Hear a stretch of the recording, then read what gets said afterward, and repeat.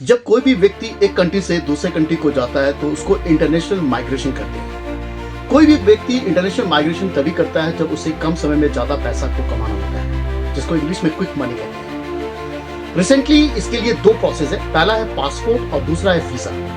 Passport से किसी भी व्यक्ति का सिटीजनशिप रिफ्लेक्ट होता है कि वो किस कंट्री से बिलोंग करता है, और वीजा किसी भी व्यक्ति का सर्टिफिकेट होता है जिसके माध्यम से वो किसी कंट्री में प्रवेश करता है।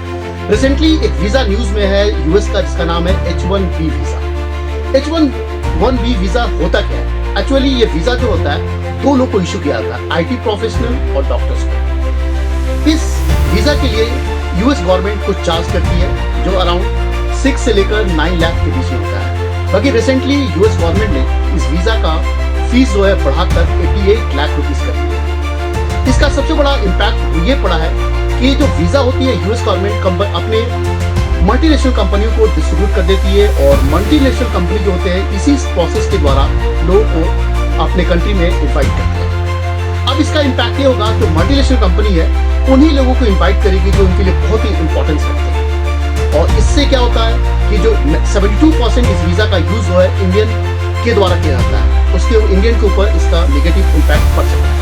अब कंपनी के पास दो प्रोसेस है, या तो इंस्पायर करे कि वर्क फ्रॉम द होम काम करे, और दूसरा कंपनी अपने ऑफिस को ट्रांसफर करके किसी दूसरे देश में लेके जाए। बाकी इसका पॉजिटिव इफेक्ट इंडिया के ऊपर ये पड़ेगा, जो भारत के स्किल लेबर है जो बाहर की तरफ जा रहे हैं, तो भारत में रुक के ही भारत के विकास में रोल प्ले कर सकते हैं। Thank you very much. जय हिंद टू एवरीवन।